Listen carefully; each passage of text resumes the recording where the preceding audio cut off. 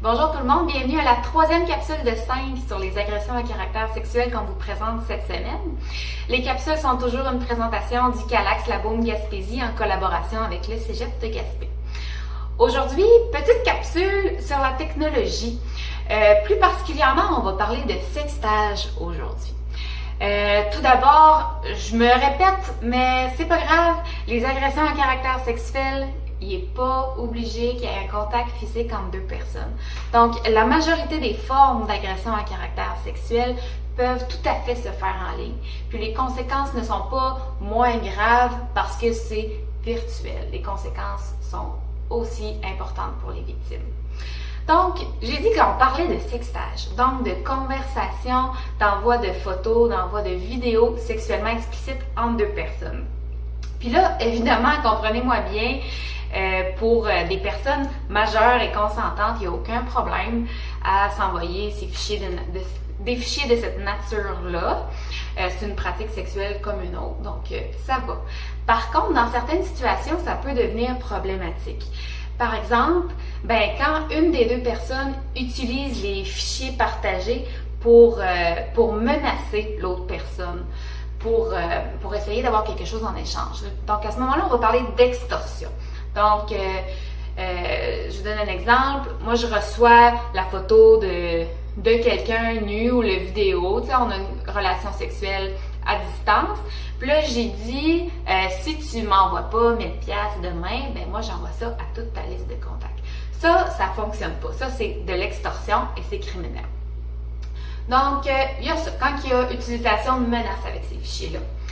Autre chose, quand il y a une des deux personnes qui est tout simplement pas consentante, soit à recevoir ou soit à se faire voir, là, on va parler d'exhibitionnisme. Donc, quand on reçoit des dick pics inattendus ou qu'on veut pas, on est victime d'exhibitionnisme. Puis, si quelqu'un nous pose ou nous filme à notre insu, nous regarde, en fait, on va parler de voyeurisme. Donc, ces deux choses-là. Ensuite, ce qu'on voit, on en voit de plus en plus, puis on a vu ça dans les écoles secondaires de la région en Gaspésie, oui, mais je pense qu'à la grandeur du Québec, ça peut être problématique. Quand il y a des mineurs d'impliqués là-dedans, ça fonctionne pas.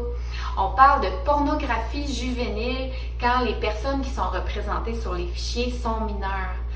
Donc, ce qu'il faut bien comprendre ici, là, c'est que même si le sextage se fait entre deux personnes de 15 ans, par exemple, ça marche pas pareil parce que les photos, les vidéos représentent des mineurs.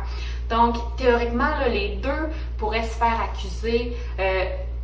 Une personne pourrait se faire accuser, par exemple, de production de pornographie juvénile. L'autre pourrait être accusée de possession de pornographie juvénile. Donc, même s'ils respectent là, les limites d'âge de consentement dont on a parlé hier, lorsqu'il est question de fichiers d'images ou de vidéos, c'est de la pornographie juvénile. Donc, important à mentionner à nos mineurs. Donc, c'est ça. Ensuite, je veux vous parler de publication non consensuelle d'une image intime. Donc, ça, c'est officiellement une accusation criminelle depuis fin 2014, si je ne me trompe pas.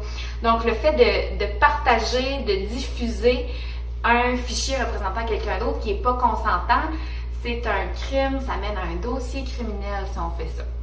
Donc là, ça ne veut pas dire nécessairement de prendre la photo puis de diffuser ça sur tous les réseaux sociaux.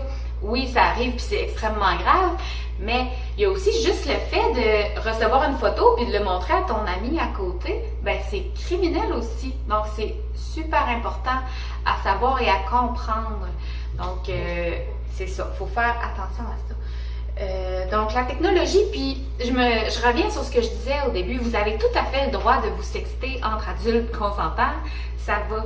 Puis je suis pas en train de remettre la faute aucunement sur les victimes parce que justement c'est une pratique sexuelle puis on peut s'attendre à ce que notre partenaire on doit s'attendre à ce que notre partenaire respecte notre intimité.